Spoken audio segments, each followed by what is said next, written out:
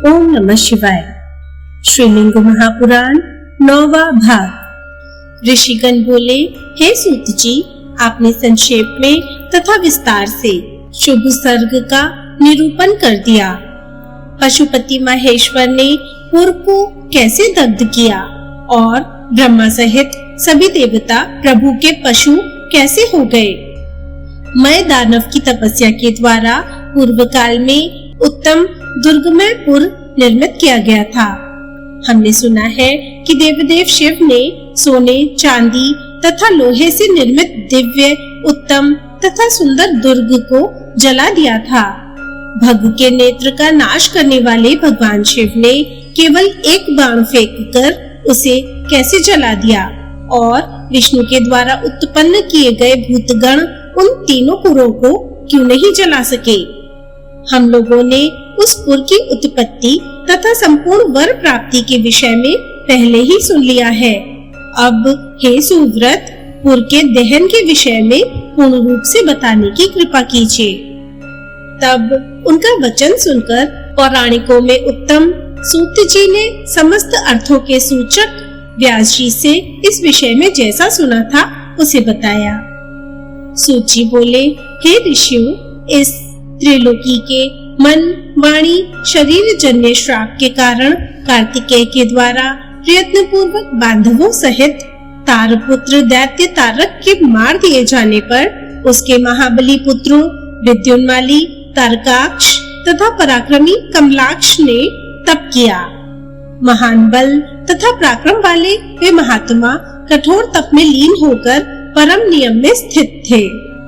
उन श्रेष्ठ दानवों ने तपस्या के द्वारा अपने शरीरों को दुर्बल बना लिया। तब उन पर प्रसन्न होकर वरदाता ब्रह्मा जी ने उन्हें वर प्रदान किया। दैत्य बोले, सभी प्राणियों से सर्वदा हम सभी का अवध्यत्व हो। उन सभी ने एक साथ सभी लोकों के पिता में से यह वर मांगा। तब लोकों के स्वामी ब्रह्मा जी ने उनसे कहा, हे असुरों, सभी को अमरत्व नहीं हुआ करता, अतः इसे छोड़ो और दूसरा कोई वर मांगो जो तुम लोगों को अच्छा लगता हो। तदनंतर उन दैत्यों ने मिलकर आपस में विचार करके जगत गुरु ब्रह्मा को प्रणाम करके कहा, हे लोकेश, हे जगत गुरु, 3 पुर स्थापित करके हम लोग आपकी कृपा से इस पृथ्वी पर विचरण करें। हम लोग 1000 वर्ष में आपस में मिले और हे अनघ, ये तीनों पुर एक ही भाव को प्राप्त हो। हे भगवान, जो इन इकट्ठे हुए पुरों को एक ही बाण से नष्ट कर दे, वह देव हम लोगों का मृत्यु स्वरूप हो। ऐसा ही हो। उनसे ऐसा कहकर ब्रह्मदेव स्वर्गलोक को चले गए। इसके बाद वीर दानव मय ने अपनी तपस्या के द्वारा 3 पुरों का निर्माण किया। उन महात्माओं का स्वर्णमय पुर स्वर्ग में, चांदीमय पुर अंतरिक्ष में तथा लौहमय पुर पृथ्वी पर था। उनमें से प्रत्येक पुर लंबाई तथा चौड़ाई में 100 योजन वाला और एक समान था। सोने का पुर तारकाक्ष का, चांदी का पुर कमलाक्ष का और लोहे का पुर विद्युन्माली का था। तीनों प्रकार के दुर्ग उत्तम थे। बलशाली मय दैत्यों तथा दानवों से पूजित था। वह बलवान मय महा स्वर्णमय, रजतमय एवं काले लोहमय पुर में अपना भवन बनाकर रहा करता था। हे सुव्रतों, हे विपेंद्रों, इस प्रकार दैत्यों के सुदृढ़ किलों से युक्त वे तीनों पुर दूसरे त्रिलोकी के समान थे। तब तीनों पुरों के निर्मित हो जाने पर वे सभी दैत्य उन तीनों पुरों में प्रवेश करके तीनों लोकों में अत्यधिक बलशाली हो गए।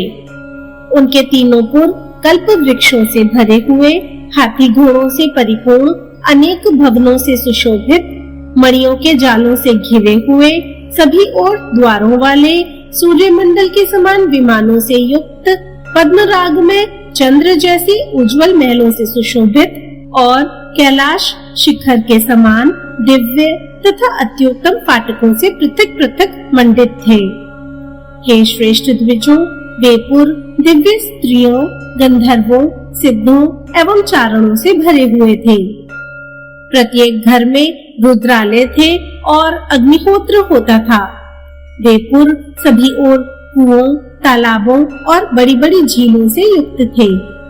मत्त हाथियों के झुंडों, अति सुंदर घोड़ों, चारों ओर मुख वाले अनेक प्रकार के अद्भुत रथों, सभा भवनों, जल की शालाओं तथा क्रीड़ा स्थलों से पृथक-पृथक समन्वित थे। वेपुर चारों ओर अनेक प्रकार के वेद अध्ययन शालाओं से युक्त थे और मय दानव की माया से अन्य लोगों द्वारा मन से भी अलंघनीय थे। हे मुनि श्रेष्ठों, वेपुर सर्वत्र पतिव्रता स्त्रियों के द्वारा सेवित थे। हे द्विजों, वेपुर बड़े-बड़े पाप करके भी शंकर जी की पूजा के कारण पाप रहित, श्रौत स्मार्त धर्मों के ज्ञाता तथा अपने धर्म के प्रति परायण भार्या सहित महाभाग्यशाली दैत्यों से सदा समन्वित थे। महादेव के अतिरिक्त अन्य देवता को छोड़कर उन शिव के अर्चन में स्थित, चौड़ी छाती वाले, बैल के समान कंधे वाले, सर्वदा समस्त आयुध धारण करने वाले, सदा उपवास करने वाले, दावानल के समान नेत्रों वाले, उनमें कुछ शांत तथा कुछ कुपित, कुबड़े, बौने, नील कमल दल की आभा के समान, काले एवं घुंघराले बालों वाले, नील पर्वत तथा मेरू के समान प्रतीत होने वाले, मेघ के समान गर्जन करने वाले, मय के द्वारा रक्षित तथा शिक्षित और युद्ध की तीव्र इच्छा रखने वाले दैत्यों से परिपूर्ण थे। इस प्रकार वेपुर सदा युद्ध परायण, भली भांति शिव के चरणों की पूजा के द्वारा प्राप्त पराक्रम वाले, सूर्य, वायु, इंद्र जैसे देवताओं का दमन करने वाले तथा अत्यंत दृढ़ दैत्यों से सेवित थे। हे द्विजों, दैत्यों के वैभव के कारण तीनों पुरों की अग्नि से इंद्र सहित देवतागण उसी प्रकार दग्ध हो गए जैसे दावाग्नि से वृक्ष दग्ध हो जाते हैं। इस प्रकार उन दग्ध देवताओं ने अतुलनीय तेज वाले देवेश्वर विष्णु को प्रणाम करके उनको यह सब बताया। तब उन श्रीमान प्रभु भगवान नारायण ने मन में सोचा कि देवताओं के कार्य के विषय में क्या किया जाना चाहिए। इसके बाद यज्ञ भोक्ता, यज्ञकर्ता, यज्ञकर्ताओं को फल प्रदान करने वाले तथा यज्ञ मूर्ति प्रभु जनार्दन ने यज्ञ देव का स्मरण किया। तदनंतर देवताओं के कार्य की सिद्धि के लिए उनके द्वारा स्मरण किए जाने पर यज्ञ देव उपस्थित हुए। तब उन देवताओं ने यज्ञ देव को प्रणाम किया और उनकी स्तुति की। इसके बाद सनातन यज्ञ को देखकर पुनः इंद्र सहित देवताओं की ओर देखकर सनातन भगवान विष्णु उनसे कहने लगे। श्री विष्णु बोले, हे देवताओं, तीनों पुरों के विनाश के लिए तथा तीनों लोकों की समृद्धि के लिए इन उपस्थित उपसद नामक यज्ञ के द्वारा परमेश्वर का यजन कीजिए। सूत जी बोले, उन बुद्धिमान देवदेव का वचन सुनकर महान सिंहनाद करके देवतागण उन यज्ञेश की स्तुति करने लगे। इसके बाद स्वयं विचार करके देवताओं के स्वामी वे भगवान जनार्दन पुनः सभी देवताओं से बोले, प्राणियों को मारकर तथा जलाकर और अन्याय पूर्वक भोग विलास करके भी यदि कोई महादेव की पूजा करे तो वह पाप रहित हो जाता है, इसमें संदेह नहीं है। निष्पाप लोगों की हत्या नहीं की जानी चाहिए, केवल पापियों की ही हत्या पूर्ण प्रयत्न से की जानी चाहिए, इसमें संदेह नहीं है। हे श्रेष्ठ देवताओं, पापी होते हुए भी दुर्मुद असुर महाबली देवताओं के द्वारा कैसे हो सकते हैं, क्योंकि परमेष्ठी रुद्र के प्रभाव के कारण वे बद्ध नहीं है।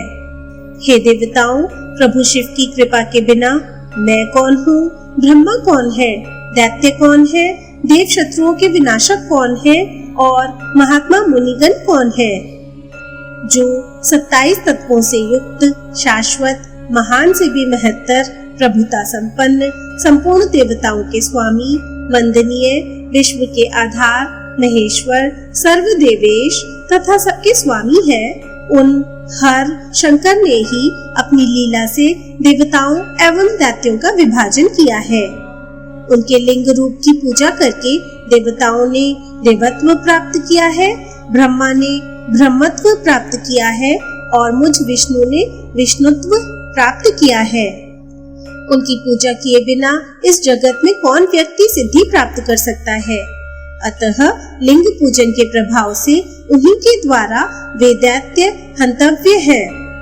यद्यपि वे सभी दैत्य धर्मनिष्ठ हैं तथा श्रौत स्मार्त विधान में स्थित है, फिर भी उपसद नामक रुद्र यज्ञ से यजमान के द्वारा विधि पूर्वक प्रभु रुद्र का यजन करके हम लोग महादैत्यों को जीत सकेंगे। एकमात्र त्रिनेत्र भगवान शिव को छोड़कर तारकाक्ष सहित दानवमय के द्वारा सुरक्षित, स्वस्थ, गुप्त तथा स्फटिक के समान आभा वाले तीनों पुरों को नष्ट करने में भला कौन समर्थ है। सूत जी बोले, इस प्रकार उपसद नामक यज्ञ के द्वारा प्रभु शिव का यजन करके बैठे हुए विष्णु ने हजारों भूत समुदायों को देखा। तब शूल, शक्ति, गदा से युक्त हाथों वाले, टंक उपल शिला को आयुध के रूप में धारण किए हुए, अनेक प्रकार के प्रहार योग्य अस्त्रों से समन्वित, अनेक वेशों को धारण किए हुए, कालाग्नि रुद्र के समान प्रतीत होने वाले तथा काल रुद्र के समान उन उपस्थित भूतों को प्रणाम करके साक्षात प्रभु विष्णुदेव कहने लगे। विष्णु बोले, हे वीरों, उस त्रिपुर दैत्य के तीनों पुरों में जाकर सभी को जलाकर छिन्न भिन्न करके और उनका भक्षण करके पुनः आप लोग जैसे आए हैं वैसे ही भूतल पर चले जाएं। तत्पश्चात देवेश को प्रणाम करके तीनों पुरों में प्रवेश करके वे भूतगण उसी तरह नष्ट हो गए जैसे अग्नि में प्रवेश करके पतंगे नष्ट हो जाते हैं। तब देवेश्वर की आज्ञा से उन सभी भूतों के नष्ट हो जाने पर हजारों दैत्य आनंद मनाने लगे, नाचने गाने लगे और देवेश परमात्मा ईश्वर की स्तुति करने लगे। तदनंतर क्षण भर में पराजित तथा नष्ट पराक्रम वाले देवता गण देवेश विष्णु के पास पहुंचकर भय पूर्वक खड़े हो गए। तब इंद्र सहित उन संतप्त देवताओं को देखकर भगवान पुरुषोत्तम उस समय दुखी होकर सोचने लगे, क्या किया जाना चाहिए। प्रयत्न पूर्वक उन दैत्यों का बल नष्ट करके मैं कैसे देवताओं का कार्य करूंगा। विचार पूर्वक देखा जाए तो शिव की कृपा से उन धर्मनिष्ठ दैत्यों में पाप नहीं है, अतः वे दैत्य उपसद नामक यज्ञ से उत्पन्न भूतों के द्वारा बद्ध नहीं है। धर्म से ही पाप नष्ट होता है, सब कुछ धर्म में ही प्रतिष्ठित है। धर्म से ऐश्वर्य प्राप्त होता है, यह सनातनी श्रुति है। सूत जी ने कहा, हे द्विजों, तीनों पुरों में निवास करने वाले वे सभी दैत्य धर्मनिष्ठ थे, अर्थात अनुष्ठान में तत्पर थे, अतः वे अवध्यता को प्राप्त हो गए थे, इसमें संदेह नहीं है। बहुत बड़ा पाप करके भी जो लोग रुद्र का अर्चन करते हैं वे सभी पापों से मुक्त हो जाते हैं, जैसे जल से कमल मुक्त रहता है। हे द्विजों, शिव की पूजा से भोग संपदा अवश्य प्राप्त होती है। वे दैत्य लिंग पूजन में परायण हैं, अतः वे भोगों से युक्त हैं। विष्णु ने कहा, हे देवताओं, इसीलिए मैं देवताओं के कार्य के लिए अपनी माया से दैत्यों के धर्म अनुष्ठान में विघ्न डालकर क्षण भर में तीनों पुरों को जीत लूंगा। सूत जी बोले, ऐसा विचार करके भगवान पुरुषोत्तम उन दैत्यों के धर्म में विघ्न उत्पन्न करने के लिए प्रवृत्त हुए। महातेजस्वी मायावी भगवान विष्णु ने उनके धर्म विघ्न के लिए अपने शरीर से माया में पुरुष का सृजन किया। सबके शासक तथा स्वेच्छा से रूप धारण करने वाले मायापति विष्णु ने देखने मात्र से विश्वास उत्पन्न करने वाले भाव से युक्त, अतएव सबको मोहित करने वाले शास्त्र का निर्माण किया। अत्यंत विस्तृत श्रुति स्मृति से विरुद्ध तथा वर्णाश्रम धर्मों से रहित इस माया में शास्त्र का उपदेश अपने शरीर से उत्पन्न पुरुष को करना चाहिए और स्वर्ग नरक यहीं पर है, ऐसा विश्वास करना चाहिए, इसके अतिरिक्त कुछ नहीं। इसे प्रतिपादित करने वाले उस शास्त्र को उस पुरुष को स्वयं पढ़ाकर माया में भगवान विष्णु ने तीनों पुरों के विनाश हेतु उस पुरुष से कहा, हे पुरुष, त्रिपुर वासियों के नाश के लिए तुम शीघ्र जाओ और ऐसा प्रयत्न करो जिससे वहाँ के श्रौत स्मार्त धर्म नष्ट हो जाए, इसमें संशय नहीं है। तत्पश्चात उन्हें प्रणाम करके माया शास्त्र विशारद मायावी मुनि ने उन पुरों में शीघ्र प्रवेश करके माया रची। तब तीनों पुरों में निवास करने वाले वे दैत्य उसकी माया के कारण श्रौत स्मार्त धर्मों का त्याग करके उसके शिष्य हो गए और उन्होंने महादेव परमेश्वर शंकर को छोड़ दिया। तत्पश्चात माया में प्रभु के आदेश से अपने शिष्यों प्रशिष्यों से चारों ओर से घिरे हुए मायावी नारद मुनि भी उस पुर में प्रवेश करके उस मायावी पुरुष से स्वयं दीक्षित हुए। उन्होंने स्त्रियों को दुराचार फल की सिद्धि देने वाले स्त्री धर्म का उपदेश दिया। उन स्त्रियों ने उसका सदा पालन किया और शीघ्र ही उसका फल प्राप्त कर वे अपने पति देवों की अवहेलना करके अन्य लोगों में आसक्त हो गयी। उन नारद मुनि के गुरुत्व के कारण आज भी कलयुग में अधम स्त्रियां पतियों का त्याग करके व्यभिचार करती हैं।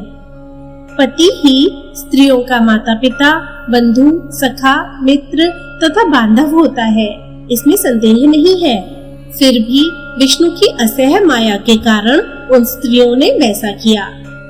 बड़े से बड़ा पाप करके भी जो स्त्री पति के प्रति प्रेम युक्त रहती है वह परम स्वर्ग प्राप्त करती है और इसके विपरीत आचरण से नरक प्राप्त करती है।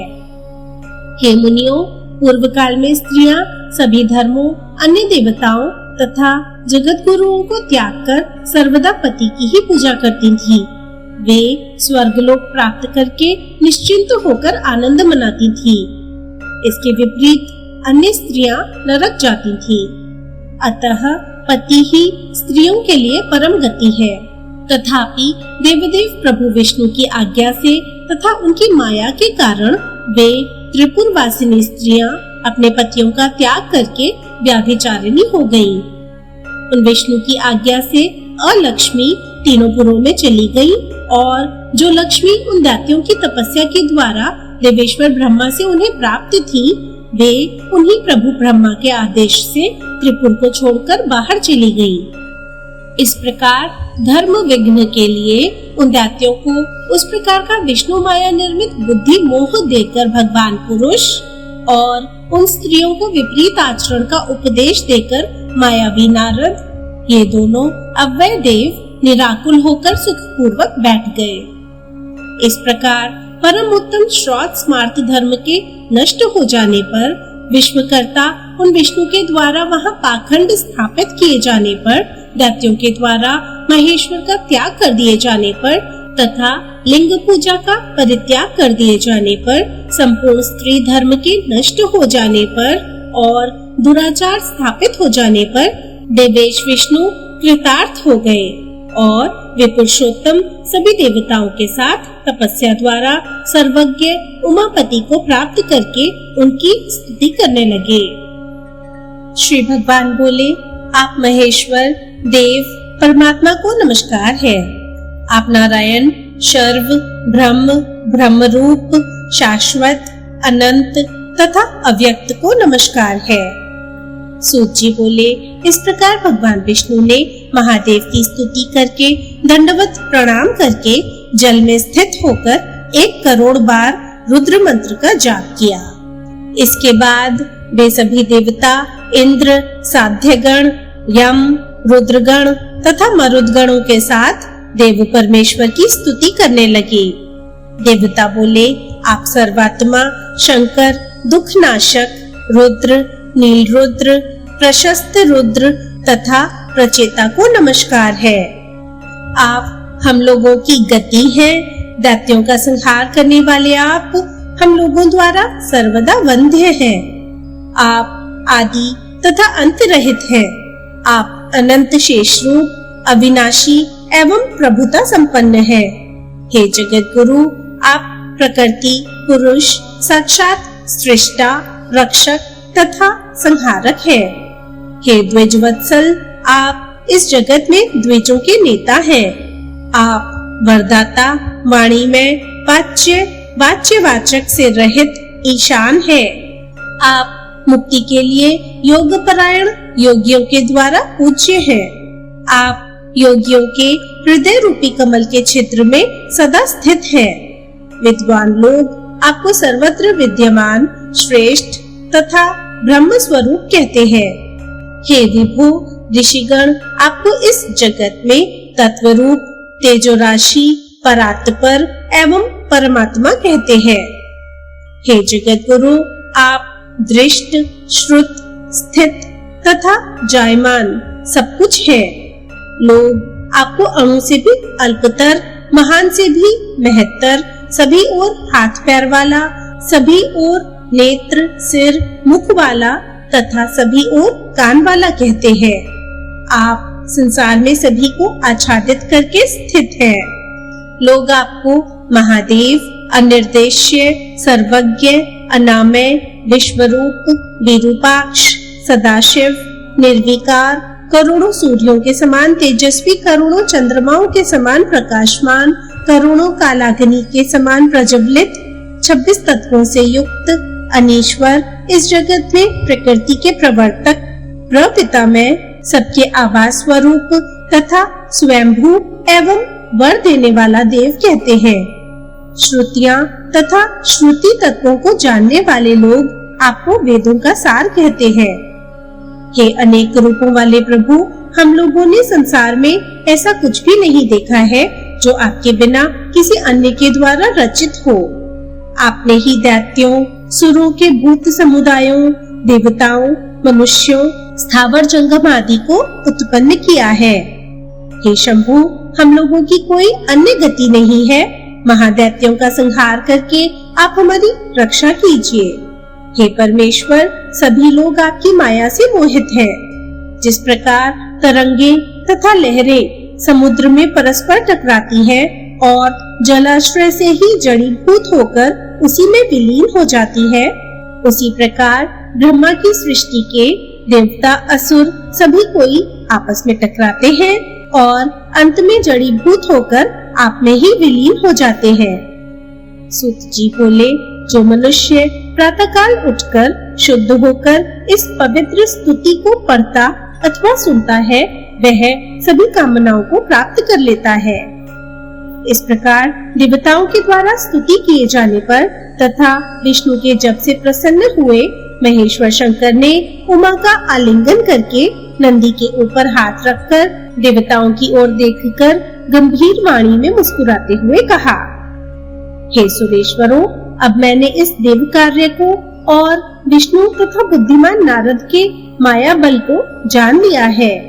हे श्रेष्ठ देवताओं, मैं अधर्म में निष्ठा रखने वाले उन दैत्यों के तीनों पुरों का विनाश अवश्य करूंगा। सूत जी बोले, इसके बाद वहां आए हुए वे इंद्र, ब्रह्मा, विष्णु सहित सभी देवताओं ने प्रभु का वचन सुनकर उन्हें प्रणाम किया तथा उनकी स्तुति की। इसके अनंतर शिव की ओर देखकर विस्मित देवी भी अपने लीला कमल से शिव जी को स्पर्श कर यह वचन कहने लगी। देवी बोली, हे विभो, हे पुत्रवानों में श्रेष्ठ, उत्तम आभूषणों से सुशोभित तथा सूर्य के समान प्रतीत होने वाले अपने इस खेलते हुए श्रेष्ठ पुत्र कार्तिकेय को देखिए। हे महादेव, मुकुटों, कटकों, कुंडलों, सुंदर कंगनों, नुपुरों, शतवारों, करधनियों, अनेक किंकड़ियों, स्वर्ण में पीपल के पत्तों, पद्मराग आदि मणियों से चमत्कृत हारों तथा बाजूबंधों, पूर्ण चंद्रमा के समान प्रभा वाले मुक्ता फलमय हारों और तिलकों से मंडित परम सुंदर पुत्र को देखिए। हे ईश, कुमकुम आदि से अंकित तथा भस्म निर्मित तिलक से युक्त इसके कमल के समान मुख को देखिए। हे विभो, आप इसके अत्यंत सुंदर नेत्रों को देखिए। गंगा आदि, कृतिका आदि तथा विशेष रूप से स्वाहा माताओं के द्वारा मंगल के लिए लगाए गए भव्य तथा विचित्र काजलों को देखिए। इस प्रकार जग जननी उमा के वचनों से संबोधित किए गए ईशान शिव कार्तिकेय के मुखामृत का पान करते हुए तृप्त नहीं हुए। उन्हें दैत्यों के शास्त्रों से पीड़ित उन देवताओं का स्मरण ही नहीं रहा। उन्होंने कार्तिकेय का आलिंगन करके उसका सिर सूंघकर कहा, हे पुत्र, नृत्य करो। तब कष्ट दूर करने वाले बालक रूप प्रभु कार्तिकेय भी लीला रचते हुए नाचने लगे। सभी गणेश्वर भी उनके साथ नृत्य करने लगे और क्षण भर में शिव की आज्ञा से संपूर्ण त्रिलोकी वहां नृत्य करने लगा। नाग और इंद्र सहित सभी देवता भी नाचने लगे। गणेश्वरों ने कार्तिकेय की स्तुति की। उस समय पार्वती तथा अन्य माताएं आनंदित हुईं। गंधर्व तथा किन्नर पुष्प वर्षा करने लगे एवं गान गाने लगे। तब उस नृत्य रूपी अमृत का पान करके पार्वती तथा परमेश्वर तृप्त हो गए और नंदी सहित गणेश्वर भी तृप्त हुए। तदनंतर सूर्य के समान कांति वाले शिव जी ने भी नंदी, कार्तिकेय तथा गिरिराज पुत्री पार्वती के साथ दिव्य भवन में प्रवेश किया, जैसे मेघ अन्य मेघ में प्रवेश करता है।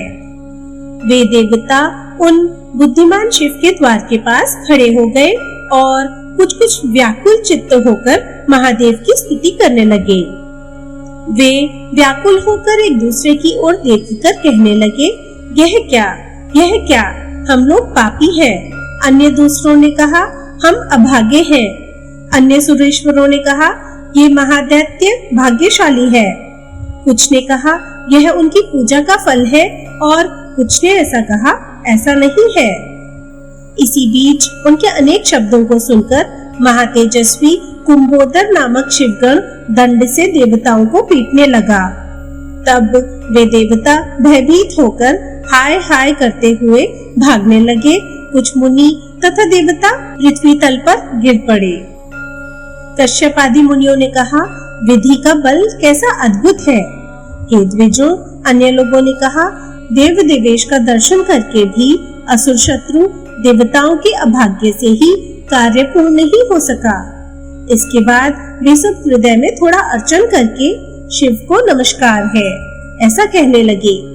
तत्पश्चात जटाजूट धारण किए, हाथ में त्रिशूल लिए, माला पहने हुए, हाला धारण किए हुए, कुंडल धारण किए हुए, कंगन पहने हुए तथा गदा धारण किए हुए महादेव के प्रिय मुनि नंदी सुंदर श्वेत बैल पर चढ़कर उन शिव की आज्ञा से वहां जाने लगे। तब नंदी को देखकर कुंभोदर नामक वह गण भी नंदी को प्रणाम करके शीघ्रता करते हुए उनके साथ चल दिया। गण सहित वे महातेजस्वी वृषध्वज गणों के सेनापति नंदी बैल की पीठ पर उसी तरह प्रतीत हो रहे थे मानो मेघ रूप विष्णु की पीठ पर शिवजी विराजमान हो। नंदीश्वर का 10 योजन विस्तृत तथा मुक्ता जालों से अलंकृत श्वेत छत्र आकाश की भांति प्रतीत हो रहा था। उस छत्र में भीतर से बंधी हुई मुक्ता फलों की वह श्वेत माला ऐसी लग रही थी मानो शिवजी के सिर पर आकाश से गंगा गिर रही हो। हे मुनियों, तदनंतर गणाध्यक्ष नंदी को देखकर इंद्र की आज्ञा से दिव्य देव दुदुम्बियां बजने लगी। सभी लोग वाणी द्वारा वांछित फल प्रदान करने वाले शुभ गणेश्वर की स्तुति करने लगे। जैसे शिव को देखकर देवता लोग प्रसन्नता से रोमांचित होकर उनकी स्तुति करते हैं। आकाशचार्यों ने इंद्र की आज्ञा से नंदी के सिर पर आकाश से सुगंध में पुष्प वर्षा की। तुष्टि पुष्टि से युक्त यथार्थ वर्षा से प्रसन्न होकर नंदी उसी तरह शोभा पा रहे थे जैसे शिवजी गंध जल से अभिसिंचित चंद्रलेखा से शोभा प्राप्त करते हैं। हे सुव्रतों, वृषभ की पीठ अनेक प्रकार के पुष्पों से ऐसी प्रतीत हो रही थी मानो आकाश की पीठ तारों से भर गई हो। हे सुव्रतों, पुष्पों से ढके हुए नंदी बैल की पीठ पर उसी प्रकार सुशोभित हो रहे थे जैसे आकाश की पीठ पर विराजमान चंद्रमा तारों से आच्छादित होकर सुशोभित होता है। उस प्रकार की शोभा वाले उन नंदी को देखकर इंद्र तथा विष्णु सहित सभी देवता साक्षात महादेव जी की भांति प्रतीत होने वाले गणाधिपों के स्वामी नंदी की स्तुति करने लगे।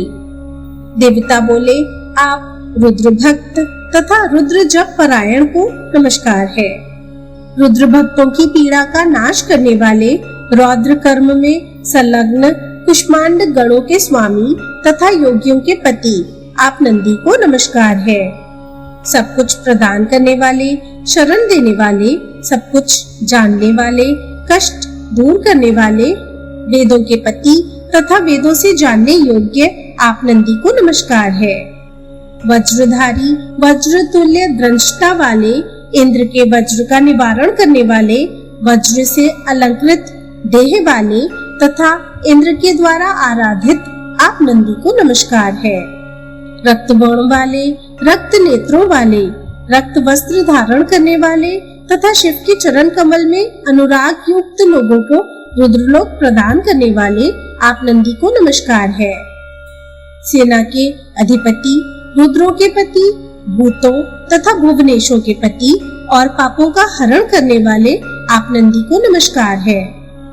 रुद्र, रुद्रपति, रौद्र पापों का हरण करने वाले आप नंदी को नमस्कार है।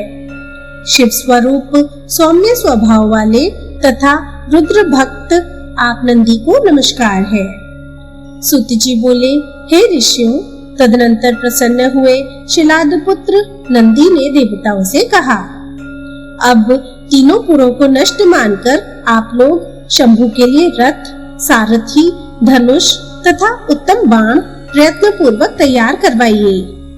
इसके बाद उन देवताओं ने अति शीघ्रता से ब्रह्मा के साथ विश्वकर्मा के द्वारा बुद्धिमान देवदेव शिव का रथ बनवाया। सूत जी बोले, हे ऋषियों, विश्वकर्मा ने प्रयत्न के साथ आदर पूर्वक भगवान रुद्र का रथ बनाया। वह सर्वलोक में दिव्य, सर्वभूत में, सभी देवताओं से नमस्कृत, सभी देवताओं से युक्त, स्वर्णमय तथा सबके अनुकूल था। उसका दाहिना चक्र सूर्य एवं बायां चक्र चंद्रमा थे। दाहिना चक्र 12 अर्रों वाला तथा बायां चक्र 16 अर्रों वाला था। हे सुव्रतों, दाहिने चक्र के उन अर्रों में 12 आदित्य थे और बाएं चक्र के 16 अर्रों में चंद्रमा की 16 कलाएं थीं। हे मुनि श्रेष्ठों, नक्षत्र गण उस बाएं चक्र के भूषण थे और 6 ऋतुएं उन दोनों चक्रों की नेमियां थीं। आकाश इसकी छत थी और मंदर पर्वत रथ का सारथी स्थान था।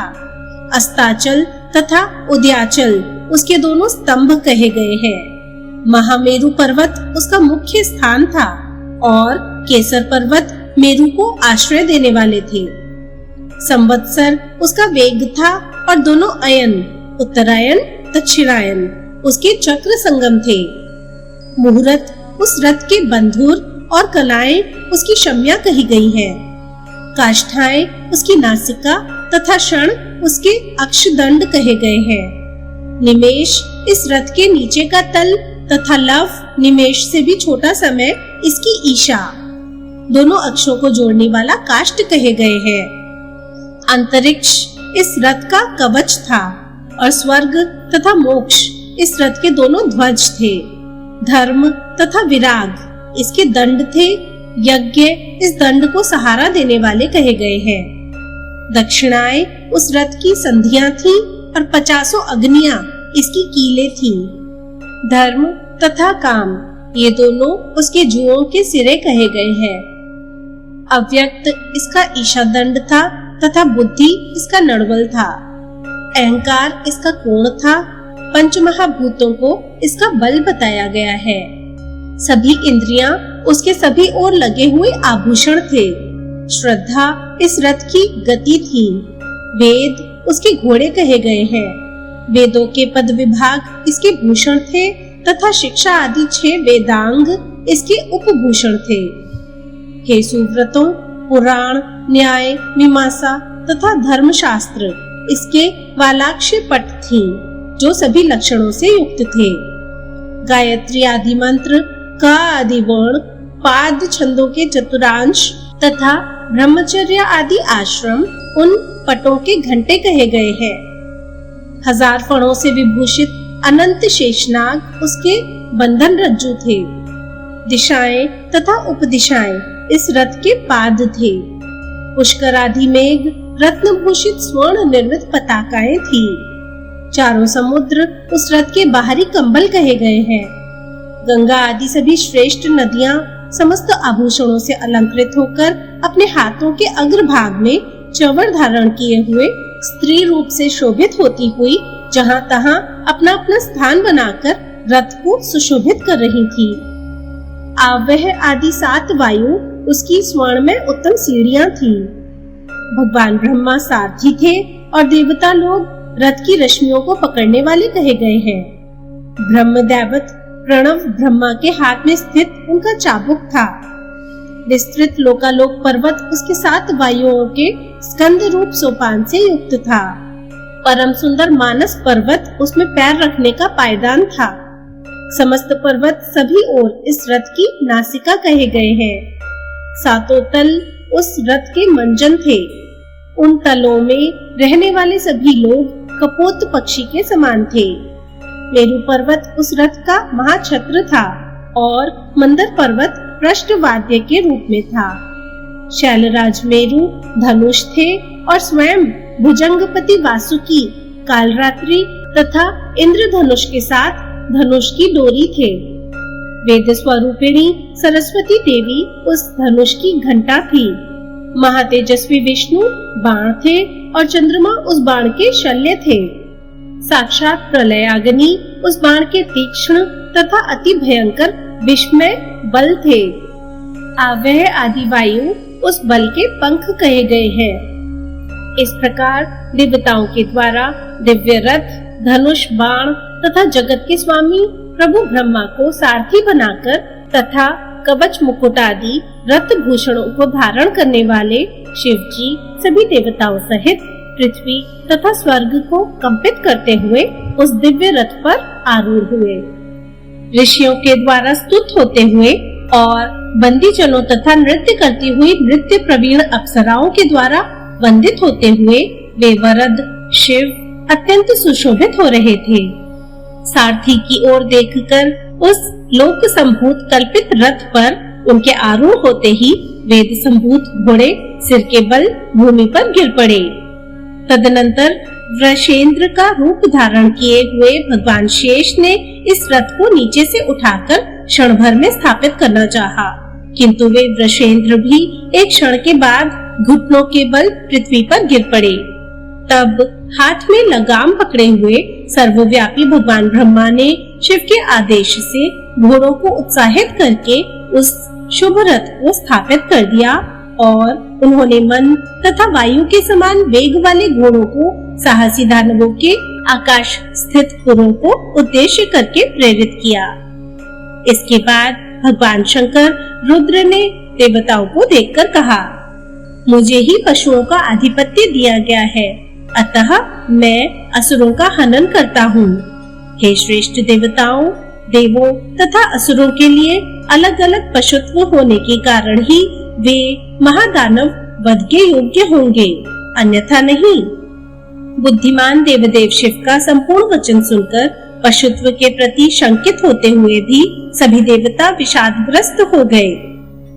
तब उनके इस भाव को जानकर शिव जी ने उनसे यह वचन कहा, हे श्रेष्ठ देवताओं, इस पशु भाव में आप लोगों को भय नहीं होना चाहिए। अब पशु भाव की मुक्ति का उपाय सुनिए और उसे कीजिए। जो दिव्य पाशुपत व्रत को करेगा वह पशुत्व से मुक्त हो जाएगा। यह सत्य तथा प्रतिज्ञात है। हे श्रेष्ठ देवताओं, एकाग्रचित होकर जो अन्य लोग भी मेरे पाशुपत व्रत को करेंगे वे पशुत्व से मुक्त हो जाएंगे, इसमें संदेह नहीं है। जो निष्ठा पूर्वक 12 वर्ष अथवा 6 वर्ष अथवा 3 वर्ष तक इस व्रत को करेगा वह पशुत्व से मुक्त हो जाएगा। अतः हे श्रेष्ठ देवताओं, आप लोग इस परम दिव्य व्रत को कीजिए। लोक नमस्कृत शिव के ऐसा कहने पर देवताओं ने कहा, ऐसा ही होगा। अतः समस्त देवता, असुर तथा मनुष्य शिव जी के पशु हैं। रुद्र पशुपति है और पशुपाश से मुक्त करने वाले हैं। जो पशु है उसे इस व्रत के द्वारा पशु भाव का त्याग कर देना चाहिए। इसे करके वह पापी नहीं रह जाता है। यह शास्त्र का निश्चय है। तत्पश्चात अमित पराक्रम वाले बालक रूप साक्षात विनायक देवताओं द्वारा पूजित न होने के कारण उन्हें रोकते हुए कहने लगे। श्री विनायक बोले, शुभ भक्ष्य भोज्य आदि पदार्थों के द्वारा मेरी पूजा किए बिना इस संसार में कौन मनुष्य, देवता अथवा दानव सिद्धि प्राप्त कर सकता है। अतः हे सुरेश्वरों, मैं देवेश क्षण भर में ही उस देव कार्य में विघ्न करूंगा। मेरी पूजा किए बिना आप लोग कार्य करने में कैसे तत्पर हो गए। तत्पश्चात इंद्र सहित सभी देवता भयभीत हो गए और भक्ष्य भोज्य आदि पदार्थों, आटे से बने लड्डुओं तथा मोदकों से उन प्रभु की विधिवत पूजा करके वे गणेश्वर से बोले, हम लोगों का कार्य सदा निर्विघ्न संपन्न हो। उस समय समस्त सुरेश्वरों में मुख्य शिव ने भी अपने पुत्र गणेश का आलिंगन करके उनका सिर सूंघकर अनेक प्रकार के सुगंधित पुष्पों, भक्ष्य भोज्य पदार्थों तथा उत्तम रसों से उनकी पूजा की। इसके बाद वे मेरुधन्वा शिव जी देवताओं के साथ ईश्वरों के नायक पूजनीय विनायक की पूजा करके तीनों पुरों को जलाने के लिए गणेश्वरों के साथ चल पड़े। उस समय सभी देवता, सिद्ध, भूतगण, नंदी आदि गणेश्वर तथा अन्य ईश्वर अपने अपने वाहनों से उन देवदेव ईश महेश्वर के पीछे पीछे चले। हिमालय के समान विमान पर चढ़कर नंदी सभी देवताओं तथा गणेश्वरों के आगे होकर त्रिपुर पर प्रहार करने के लिए चले, मानो भगवान शिव मृत्यु पर प्रहार हेतु चले हों। उस समय जाते हुए शिलादपुत्र नंदी के पीछे सभी देवता, गणेश्वर तथा गण लोग विशाल हाथियों, बैलों और घोड़ों पर आरूढ़ होकर हाथों में अपने शस्त्र तथा चिन्ह धारण किए हुए चले। महाशक्तिशाली गरुड़ ध्वज विष्णु गिरीन्द्र के समान पक्षीराज गरुड़ पर आरूढ़ होकर लोगों के हितार्थ तीनों पुरों को दग्ध करने के लिए शिवजी के बाएं ओर शीघ्रता पूर्वक चले। सभी देवता तीक्ष्ण शक्ति, टंक, गदा, त्रिशूल, खड्ग आदि उत्तम आयुधों से युक्त होकर देवलोक के नाथ, देवताओं तथा असुरों के स्वामी और अप्रमेय उन शिव के पीछे पीछे सभी ओर से चले। कमल पत्र के समान वर्ण वाले गरुड़ वाहन भगवान विष्णु देवताओं के मध्य ऐसे सुशोभित हो रहे थे मानो सुमेरु पर्वत की शिखर पर आरूढ़ 1000 किरणों वाले भगवान सूर्य हों। ऐरावत पर आरूढ़ होकर देवताओं के प्रमुख सहस्त्र नेत्र वाले इंद्र रुद्र के दाहिनी ओर होकर त्रिपुर का नाश करने के लिए चले, मानो गरुड़ सर्पों का नाश करने के लिए चल दिए हों। सिद्ध, गंधर्व, श्रेष्ठ देवता तथा अन्य वीर देवताओं के स्वामी प्रभु उन इंद्र की स्तुति कर रहे थे और वे श्रेष्ठ पुष्प वर्षा के साथ कामनाओं की पूर्ति करने वाले इंद्र की जय जयकार कर रहे थे। उस समय स्वर्ग में स्थित देवताओं ने जगत के स्वामी, देवताओं के स्वामी तथा 1000 नेत्रों वाले इंद्र को देखकर लीला पूर्वक उसी प्रकार प्रणाम किया जैसे माता पार्वती पुत्र कार्तिकेय को प्रणाम करती है। यम, अग्नि, कुबेर, वायु, निऋति, वरुण तथा ईशान भी शिव जी के पीछे पीछे चले। युद्ध में प्रवीण वीरभद्र वृषभेंद्र पर आरूढ़ होकर रथ के दक्षिण पश्चिम में होकर त्रिपुर का नाश करने के लिए चले। अपने रोमज संज्ञक बाणों से पर हुए वे देवदेव त्र्यंबक की सेवा कर रहे थे। दूसरे महादेव के समान प्रतीत होने वाले महातेजस्वी महाकाल रथ के उत्तर पश्चिम में होकर गणों के साथ रथ की सेवा कर रहे थे। गिरिराज के समान प्रतीत होने वाले तथा अग्नि से उत्पन्न कार्तिकेय भी सिद्धों, चारणों एवं देवसेना के साथ शिव के गणों से आवृत होकर हाथी पर सवार होकर चले। विघ्नेश्वर भगवान गणेश भी असुरेश्वरों का विघ्न करके तथा देवताओं का अविघ्न करके विघ्न गणों के साथ उस त्रिपुर की ओर शिवजी के पीछे पीछे चले। उस समय हाथ में कालरात्रि के समान प्रकाशमान त्रिशूल धारण किए, कपाल के आभूषण वाली बड़े बड़े असुरों के रक्त रूपी मधु के पान से मत वाले हाथी के समान चाल वाली मद से चंचल नेत्रों वाली, मतवाले हाथियों के चर्म रूपी वस्त्र से वेष्टित अंगों वाली काली, देवताओं को कंपित करती हुई मत्त पिशाचों तथा मतवाले गणों के साथ गणेश जी के आगे आगे चली। सिद्धों, गंधर्वों, पिशाचों, यक्षों, विद्याधरों, सर्पों तथा प्रमुख देवताओं ने उन देवी पार्वती को प्रणाम किया, उच्च स्वर से उनकी स्तुति की तथा उनका जय जयकार किया। इसी प्रकार देव शत्रुओं का संहार करने वाली तथा देवताओं के द्वारा आदर पूर्वक पूजित देव माताएं सभी ओर ध्वज धारण किए हुए अपने अपने गणों के साथ अपने अपने वाहनों से माता के पीछे पीछे चली। बाल रूपा होते हुए भी अमित पराक्रम वाली भगवती दुर्गा सिंह पर सवार होकर अपनी भुजाओं में अंकुश, शूल, पाश, परशु, चक्र, खड्ग, शंख आदि आयुध धारण किए हुए और मध्याह्न कालीन सूर्य तथा 1000 अग्नियों के समान दीप्यमान नेत्रों से मार्ग को जलाती हुई उन दैत्यों पर प्रहार करने के लिए चली। उस समय इंद्र तथा सूर्य के समान कांति वाले मुख्य गणेश्वर त्रिपुर का नाश करने के लिए हाथियों, घोड़ों, उत्तम सिंहों, रथों तथा वृषभों पर सवार होकर उन भगवान शिव के पीछे चले। हलों, फालों, मूसलों, लोहा निर्मित गदाओं तथा पर्वत शिखरों को धारण किए हुए गिरि के समान विसुरेश्वर भूत तथा गणेश्वर माहेश्वर के आगे आगे चले। इंद्र, ब्रह्मा, विष्णु आदि देवता और सभी गणेश्वर अपने मुकुटों को अंजलि पर टिकाकर प्रणाम करते हुए चारों ओर से वाणी द्वारा ईश भगवान गणेश की जय बोल रहे थे। हाथ में दंड लिए हुए जटाजूटधारी सभी मुनियों ने नृत्य किया और आकाशचारी सिद्धों तथा चारणों ने पुष्प वर्षा की। हे भूपेंद्रों, त्रिपुर चारों ओर से गूंज उठा। सभी गणेश्वरों में श्रेष्ठ योग परायण भृंगी देवताओं से घिरे हुए इंद्र की भांति गणेश्वरों से घिरे होकर विमान पर चढ़कर त्रिपुर का नाश करने के लिए चले।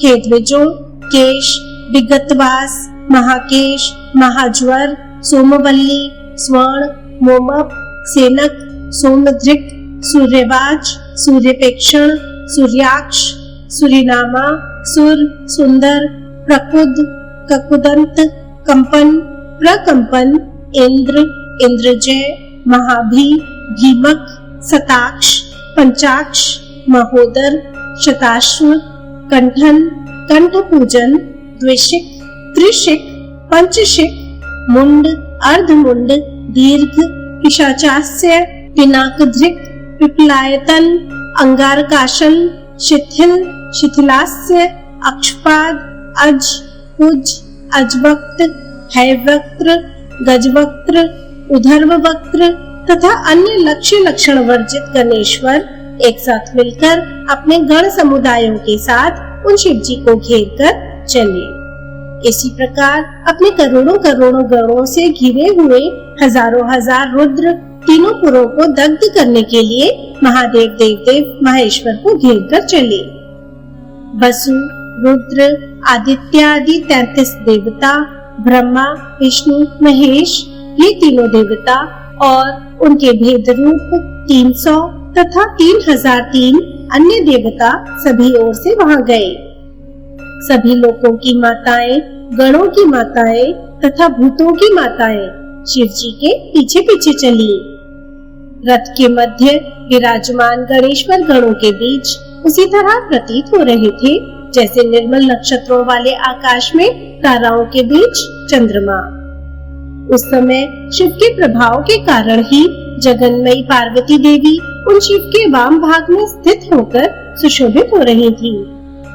उस समय स्वर्ण कमल के समान वर्ण वाली देवी शुभावती हाथ के अग्र भाग में चमर लिए हुए उनके बगल में स्थित होकर सुशोभित हो रही थी। सर्वव्यापी देवेश्वर शिव का भस्म से दीप्यमान अति स्वच्छ विग्रह उन पार्वती के साथ उसी प्रकार प्रतीत हो रहा था जैसे आकाश में विद्युत के साथ श्वेत बादल। स्वर्ण में धनुष से युक्त तथा चंद्रमा की प्रभा वाला शंकर जी का सौम्य शरीर इंद्रधनुष से युक्त आकाश अथवा मेरू पर्वत से युक्त जगत की भांति प्रतीत हो रहा था। रत्नों की किरणों से मिश्रित शिव जी का श्वेत छत्र उदय काल में चंद्रमा के पूर्ण मंडल के समान प्रतीत हो रहा था। शिव जी के गले में रेशमी वस्त्र सहित लटकती हुई रत्नमयी मोतियों की माला उनके छत्र के पास आकाश से गिरती हुई गंगा के समान प्रतीत हो रही थी। इस प्रकार महेंद्र, ब्रह्मा, अग्नि आदि के द्वारा वंदित चरण कमल वाले शिव जी ने समस्त संसार के हित के लिए उन पार्वती के साथ त्रिपुर के लिए प्रस्थान किया। त्रिशूलधारी पिनाकी शिव मन से ही क्षण भर में इस संपूर्ण चराचर जगत को दग्ध करने में समर्थ है, तो फिर वे त्रिपुर को जलाने के लिए गणों के साथ वहां क्यों जा रहे हैं? तीनों पुरों को जलाने के लिए उन अलुप्त शक्ति वाले शंभु को रथ से, उत्तम बाण से, गणों से तथा देवताओं से क्या प्रयोजन है? ब्रह्मा, इंद्र आदि प्रमुख देवों ने ऐसा कहा। हम लोग तो समझते हैं कि पिनाकधारी भगवान शिव लीला के लिए यह सब करने के लिए प्रवृत्त है, अन्यथा इस आडंबर से इन्हें दूसरा कौन सा लाभ है? इस त्रिपुर के समीप स्थित नंदी, नंदिकेश्वर आदि सुरेश्वरों के साथ, गणेश जी गणों के साथ तथा मेरू पर्वत 8 शिखरों के साथ जिस प्रकार सुशोभित हो रहे थे, उसी प्रकार शिव देवी पार्वती के साथ शोभायमान थे। इसके बाद गणों तथा पार्वती सहित सुरेश्वर शिव को देखकर त्रिपुर के युद्ध क्षेत्र में उपस्थित देव समूह ने स्वयं उनका अनुगमन किया। हे मुनीश्वरों, युद्ध काल में 3 प्रकार के दैत्यों से युक्त वे तीनों पुर राजाओं, सिद्ध आदि गणों तथा देवताओं से युक्त तीनों लोकों के समान प्रतीत हो रहे थे। इसके बाद धनुष पर डोरी चढ़ाकर उस पर बाण रखकर उसे पाशुपत अस्त्र से युक्त करके शिव जी ने त्रिपुर का चिंतन किया। धनुष ताने हुए उन महादेव के खड़े होने पर उसी समय तीनों पुर शीघ्र ही आपस में जुड़ गए। तीनों पुरों के एक में मिल जाने पर तथा समीप में आ जाने पर महान आत्मा वाले इंद्र आदि देवताओं को परम हर्ष हुआ। तदनंतर सभी देवगण, सिद्ध तथा महर्षिगण अष्टमूर्ति शिव की स्तुति करते हुए उनकी जय बोलने लगे। इसके बाद पुष्य नक्षत्र का योग प्राप्त होने पर भगवान ब्रह्मा ने भग के नेत्र का विनाश करने वाले लीलासक्त उमापति से कहा, हे महादेव, हे परमेश्वर, हे प्रभु, इस स्थान पर आपकी यह भावना है कि दैत्य तथा देवता आपके लिए समान है, फिर भी देवता धर्मनिष्ठ है और दैत्य पापी है। अतः हे जगन्नाथ, आप यहाँ अपनी लीला का त्याग करें। हे ईश, हे प्रभु, तीनों पुरों को दग्ध करने के लिए आपको रथ, ध्वज, बाण, भूतगणों, विष्णु तथा मुझ ब्रह्मा से क्या प्रयोजन है? पुष्य योग प्राप्त होने पर आप कृपा करके त्रिपुर को दग्ध कर दीजिए। हे देवेश, जब तक ये तीनों पुर अलग अलग ना हो जाएं, तब तक आप इन्हें जला दीजिए। तदनंतर सब कुछ जानने वाले तथा विरूपाक्ष त्रिलोचन भगवान महादेव ने त्रिपुर की ओर देखा और उसी क्षण उसे भस्म कर दिया। तब उनके बाण में स्थित चंद्र, भगवान विष्णु, कालाग्नि तथा वायु, इन सभी ने उन शिव जी को प्रणाम करके कहा, हे देवेश, आपके देखने मात्र से त्रिपुर दग्ध हो गया, फिर भी हे देवेश, हम लोगों के हित के लिए आप बाण को छोड़ दीजिए। हे विपेंद्रों, इसके बाद धनुष की डोरी चढ़ाकर उसे कान तक खींचकर त्रिपुर का नाश करने वाले शिव ने हंसते हुए बाण को छोड़ दिया। त्रिपुर का नाश करने वाला वह बाण उसी क्षण त्रिपुर को जलाकर देवदेव के पास आकर उन्हें प्रणाम करके व्यवस्थित हो गया। उस बाण के द्वारा सैकड़ों करोड़ दैत्यों सहित दग्ध किया गया वह त्रिपुर कल्प के अंत में रुद्र के द्वारा दग्ध किए गए त्रिलोक के समान प्रतीत हो रहा था। वहाँ त्रिपुर में भी जिन दैत्यों ने बांधवों के साथ रुद्र का पूजन किया, उन्होंने शंभु की पूजा विधि के प्रभाव से गणपति पद प्राप्त किया। इंद्र, विष्णु सहित सभी देवता तथा गणेश्वर, शिव तथा हिमालय पुत्री देवी पार्वती की ओर देखकर भयवश कुछ नहीं बोले। तब देवताओं की सेना को भयभीत देखकर देवश्रेष्ठ शिव ने देवताओं से कहा, क्या बात है? इस पर वे सभी ओर से उन्हें केवल प्रणाम करते रहे। देवताओं ने इंदुभूषण नंदी को प्रणाम किया, पर्वतराज की पुत्री पार्वती को प्रणाम किया, पार्वती पुत्र गणेश को प्रणाम किया और प्रभु महेश्वर को प्रणाम किया। इसके बाद ब्रह्मा जी एकाग्रचित होकर देवताओं तथा विष्णु के साथ त्रिपुर शत्रु भगवान भव ईश्वर की हृदय में स्तुति करने लगे। श्री पितामह बोले, हे देव देवेश प्रसन्न हो जाइए, हे परमेश्वर प्रसन्न हो जाइए, हे जगन्नाथ प्रसन्न हो जाइए, हे आनंद दाता, हे अव्यय, हे पंचमुख प्रसन्न हो जाइए। यम आदि रुद्रों को भी रुलाने वाले 50 करोड़ मूर्ति वाले विश्व प्राज्ञ तेजस 3 रूपों में स्थित रहने वाले तथा विद्याओं में मुख्य कारण स्वरूप आपको नमस्कार है। शिव, शिव तत्व, अघोर, भैरवाष्टक के कारण रूप तथा द्वादश आत्मा स्वरूपी को बारंबार नमस्कार है। करोड़ों विद्वत के समान तथा पृथ्वी आदि में प्रकाशमान अत्यंत सुंदर रूप धारण करके इस लोक में विराजमान शिव स्वरूप को नमस्कार है। अग्नि के समान वर्ण वाले भयानक अंबिका को अपने आधे शरीर में धारण करने वाले अर्धनारीश्वर, रुद्र विष्णु ब्रह्मा को मुक्ति देने वाले मृत्यु रहित ज्येष्ठ भयंकर रूप वाले सोम स्वरूप, वर प्रदान करने वाले त्रिलोक स्वरूप, त्रिदेव स्वरूप तथा वष्टकार स्वरूप शिव को नमस्कार है। हृदय कमल के मध्य गगन के समान रूप वाले तथा गगन में स्थित आपको नमस्कार है। सूर्य आदि 8 स्थानों में रुद्र आदि 8 रूपों वाले तथा पृथ्वी आदि 8 तत्वों वाले आपको नमस्कार है। चारों वेद रूप से, चारों आश्रम रूप से तथा चतुर्व्यूह रूप से अवस्थित आकाश आदि पंचभूत प्रकार से, सद्योजात आदि पंच रूपों से अवस्थित सद्योजात आदि पंच मंत्र रूप शरीर वाले शिव को नमस्कार है। 64 प्रकार के शिक्षोक्त मण रूप वाले आकार को बारंबार नमस्कार है। 32 मात्रका का रूप वाले उकार को बारंबार नमस्कार है। 16 तत्व रूप वाले मकार को बारंबार नमस्कार है। 8 प्रकार के आत्म स्वरूप वाले अर्धमात्रात्मक नाद रूप को नमस्कार है। अकार, उकार, मकार, अर्धमात्रात्मक नाद रूप 4 प्रकार से स्थित आप ओंकार प्रणव रूप को नमस्कार है। आकाश के स्वामी तथा स्वर्ग के स्वामी शिव को बारंबार नमस्कार है। 7 लोक स्वरूप पाताल तथा नरक के स्वामी पृथ्वी आदि 8 क्षेत्रों के रूप में 8 स्वरूपों वाले तथा परात्पर शिव को नमस्कार है। हजारों सिर वाले, 1000 रूपों वाले, 1000 पैरों से युक्त आप सर्व परमेष्ठी को नमस्कार है।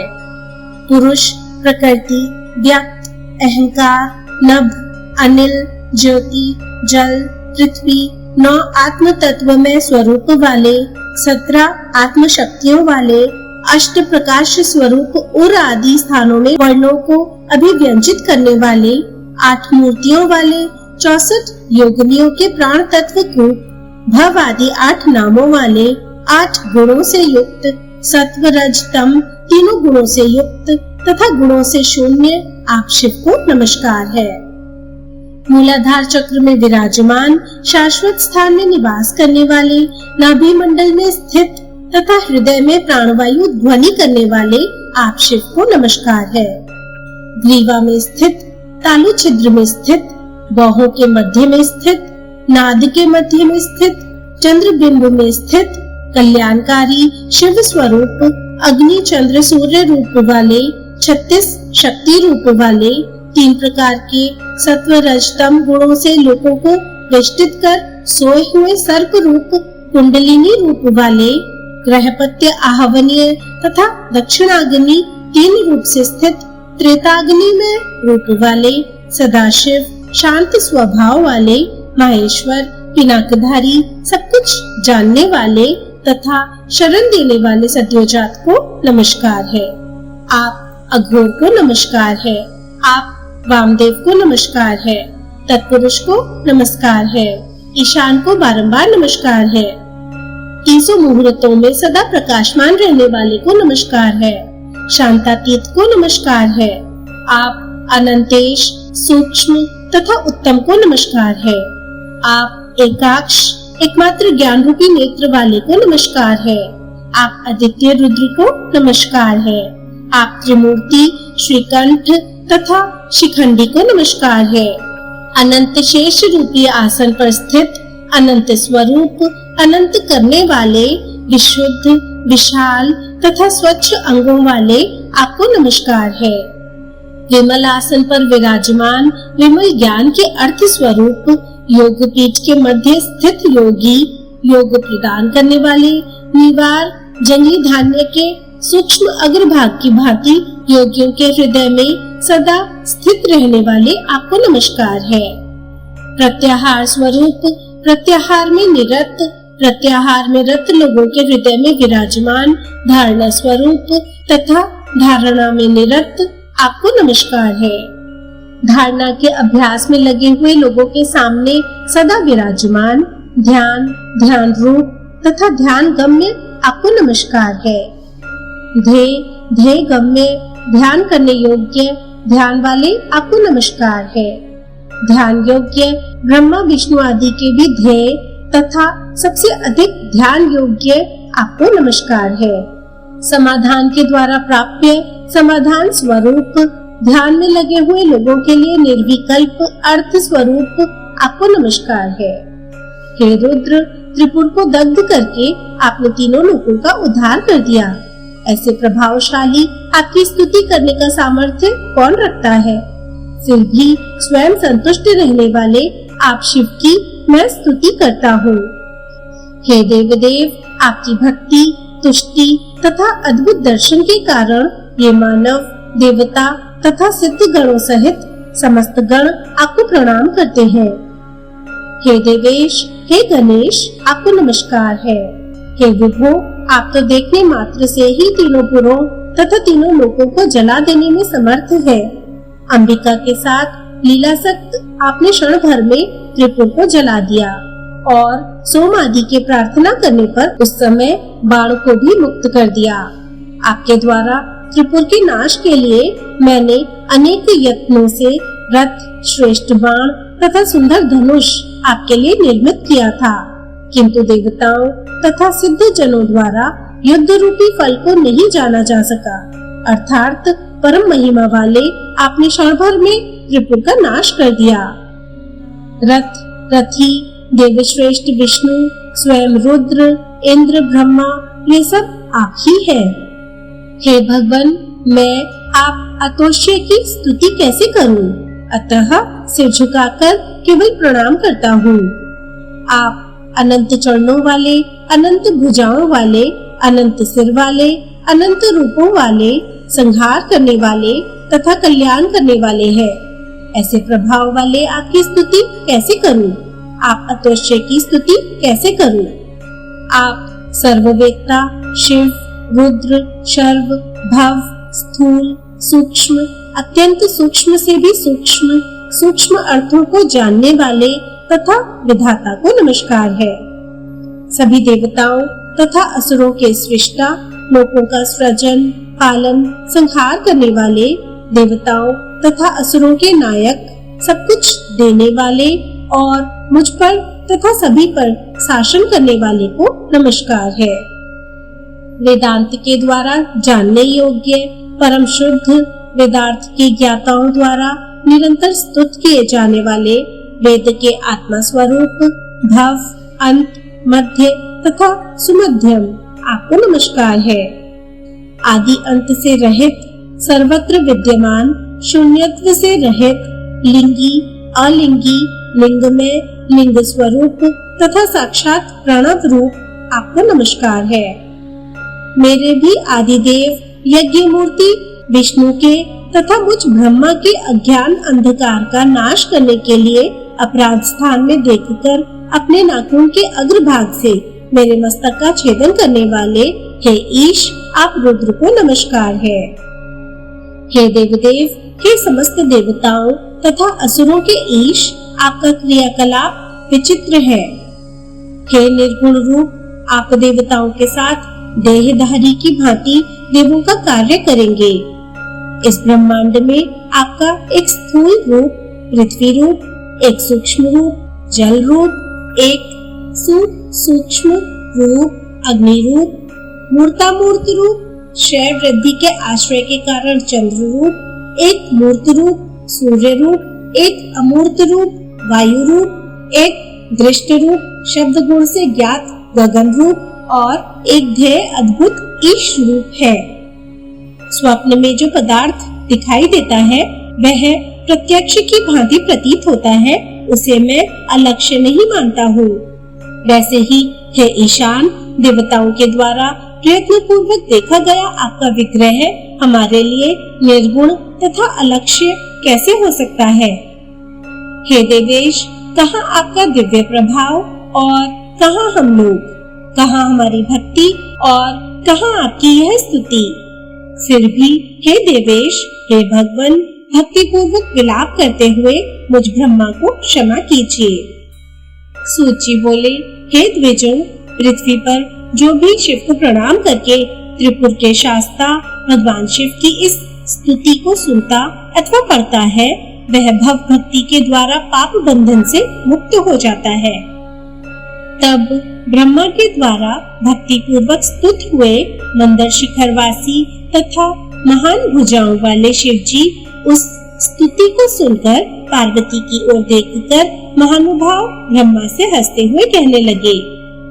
शिव जी बोले, हे पद्मयोने, भक्ति पूर्वक की गई आपकी इस स्तुति से मैं प्रसन्न हूँ। आप यथेष्ट वर मांगिए, आपका तथा देवताओं का कल्याण हो। सूत जी बोले, तत्पश्चात पद्मयोनि ब्रह्मा जी देवेश को प्रणाम करके हाथ जोड़कर प्रसन्न चित्त होकर यह वचन कहने लगे। पितामह ब्रह्मा बोले, हे भगवान, हे देवदेवेश, हे त्रिपुर विनाशक, हे शंकर, आप में अपनी परम भक्ति चाहता हूँ। हे परमेश्वर, आप प्रसन्न हो जाइए। सभी कामनाओं को पूर्ण करने वाले हे ईश्वर, आप में सभी देवताओं की भक्ति हो। मेरे भक्ति योग से तथा सारथी रूप से आप सदा प्रसन्न रहे। भगवान विष्णु ने भी पार्वती सहित त्रिनेत्र शिव को प्रणाम करके हाथ जोड़कर उनसे कहा, हे ईशान, मैं वृषभादि रूप से सदा आपका वाहन होने की अभिलाषा करता हूँ और हे देवेश, आप में अपनी भक्ति चाहता हूँ। हे देवदेव, आपको नमस्कार है। हे वरद, हे शंकर, आपको सदा वहन करने का सामर्थ्य, सर्वज्ञत्व तथा सर्वत्र गमन करने की शक्ति मुझे प्रदान कीजिए। सूत जी बोले, उन दोनों की प्रार्थना सुनकर महादेव परमेश्वर शिव ने उन्हें सारथी तथा वाहन होने का वर प्रदान किया। इस प्रकार दैत्यों को दग्ध करके और उन ब्रह्मा तथा विष्णु को वर प्रदान करके देवदेव महात्मा शिव, देवी पार्वती, नंदी तथा भूत गणों सहित अंतर्ध्यान हो गए। इसके बाद मृत्यु भूमि से गणों सहित शिव के चले जाने पर श्रेष्ठ देवता लोग अति विस्मित हुए।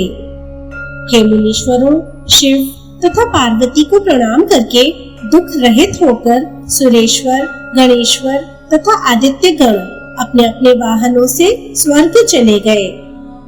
हे द्विजों, जो व्यक्ति पूर्व काल में ब्रह्मा के द्वारा निर्मित किए गए त्रिपुर शत्रु भगवान शिव के इस पवित्र स्तोत्र को श्राद्ध के समय अथवा देव कार्य में भक्ति पूर्वक पढ़ता है अथवा द्विजों को सुनाता है, वह ब्रह्मलोक को जाता है। हे द्विज श्रेष्ठों, इस शुभ अध्याय को सुनकर प्राणी मानसिक, वाचिक तथा शारीरिक पापों से, स्थूल, सूक्ष्म तथा अति सूक्ष्म पापों से, घोर अपराध से होने वाले पापों से तथा अल्प अपराध से होने वाले पापों से मुक्त हो जाता है। उसके शत्रु नष्ट हो जाते हैं। वह संग्राम में विजयी होता है। सभी रोग उसे बाधा नहीं पहुंचाते, आपदाएं उसे स्पर्श तक नहीं करती और वह धन, आयु, यश, विद्या तथा अतुलनीय प्रभाव प्राप्त करता है। सूत जी बोले, हे ऋषियों, क्षण भर में त्रिपुर को जलाकर देव महेश्वर के चले जाने पर भगवान पद्मयोनि ब्रह्मा ने श्रेष्ठ देवताओं की सभा में इस प्रकार कहा। पितामह बोले, लिंग मूर्ति देव देवेश महेश्वर की उपेक्षा करके दिति से उत्पन्न महातेजस्वी तारक पौत्र और तारक का बलवान पुत्र तारकाक्ष, पराक्रमी कमलाक्ष, दैत्यराज विद्युन्माली तथा अन्य राक्षस भी अपने बंधुओं सहित मारे गए। इस प्रकार प्रभु श्री हरि की माया से भगवान महादेव का त्याग करके वे सब अपने पुरों तथा नागरिकों सहित विनष्ट तथा ध्वस्त हो गए। अतः लिंग मूर्ति सदाशिव की सर्वदा पूजा करनी चाहिए। जब तक उनकी पूजा होगी तभी तक देवताओं की स्थिति बनी रहेगी। अतः श्रेष्ठ देवताओं को नित्य श्रद्धा पूर्वक शिव का पूजन करना चाहिए। समस्त जगत लिंगमय है, सब कुछ लिंग में प्रतिष्ठित है। अतः जो आत्म सिद्धि चाहता है उसे शिवलिंग की विधिवत पूजा करनी चाहिए। अतः हे देवताओं, किसी भी प्रकार से नित्य लिंग की पूजा करनी चाहिए। हम लोग उन बुद्धिमान देवाधिदेव के पशु हैं। अतः पाशुपत व्रत करके पशुत्व का त्याग करके लिंग मूर्ति सनातन महादेव की पूजा करनी चाहिए। हे श्रेष्ठ देवताओं, 5 प्रणव युक्त 5 प्राणायामों द्वारा पंचभूतों का शोधन करके, हे देवताओं, 4 प्रणवों के साथ 4 प्राणायामों द्वारा, पुनः उसी प्रकार के 3 प्रणवों के साथ 3 प्राणायामों द्वारा, पुनः 2 प्रणवों सहित 2 प्राणायामों के द्वारा शोधन करके प्राणायाम परायण होकर ओंकार का न्यास करके, तदनंतर ओंकार का उच्चारण करके प्राण तथा अपान वायु को नियंत्रित कर ज्ञानामृत रूपी प्रणव से सभी अंगों को आप्लावित मानकर, हे सुव्रतों, तीनों गुणों, 14 अहंकार, 5 तन्मात्राओं, 5 भूत, 5 ज्ञानेंद्रियों, 5 कर्मेंद्रियों का शोधन करके, पुनः युगल पुरुष का शोधन करके अपने शरीर को चिदात्म स्वरूप मानकर अग्नि भस्म है, वायु भस्म है, आकाश भस्म है, जल भस्म है, पृथ्वी भस्म है, ऐसा कहकर भस्म का स्पर्श करना चाहिए। जो तीनों संध्याओं में भस्म स्नान करता है वह योगी तथा सभी तत्वों का ज्ञाता हो जाता है। हे श्रेष्ठ देवताओं, स्वयं भगवान शिव ने बंधन से मुक्ति के लिए इस पाशुपत व्रत को कहा है। हे देवताओं, इस प्रकार पाशुपत व्रत करके पूर्व काल में मेरे तथा महात्मा विष्णु के द्वारा देखे गए लिंग में परमेश्वर की विधि पूर्वक पूजा करके लोग 1 वर्ष में पशुत्व से मुक्त हो जाते हैं। हम लोगों को सभी कर्मों के देव महेश्वर की पूजा यत्न पूर्वक बाहरी तथा आंतरिक विधि से करनी चाहिए, ऐसा मैं मानता हूँ। हे श्रेष्ठ देवताओं, मेरी, विष्णु की तथा मुनियों की यह दिव्य प्रतिज्ञा है, इसमें संदेह नहीं है। अतः शिव का पूजन अवश्य करना चाहिए। यदि कोई एक क्षण या एक मुहूर्त भी शिव का चिंतन नहीं करता तो वही उसकी हानि है, वही दोष है, वही उसका अज्ञान है और वही उसकी मूर्खता है। जो लोग शिव भक्ति में संलग्न हैं, अंतःकरण से शिव को प्रणाम करने वाले हैं तथा भगवान शिव के स्मरण में लगे हुए हैं, वे दुख के पात्र नहीं होते हैं। सुंदर भवन, दिव्य आभूषण, स्त्रियां तथा तुष्टि पर्यंत धन, यह सब शिव पूजा विधि का फल है। जो लोग महाभोगों तथा स्वर्ग का राज्य चाहते हैं, वे सभी समयों में लिंग मूर्ति महेश्वर का अर्चन करें। सभी प्राणियों का वध तथा छेदन करके और इस संपूर्ण जगत को जलाकर भी जो एकमात्र शिव की पूजा करता है वह पापों से लिप्त नहीं होता है। मेरे द्वारा पूजित यह शिलामय लिंग सभी देवताओं के द्वारा नमस्कृत है।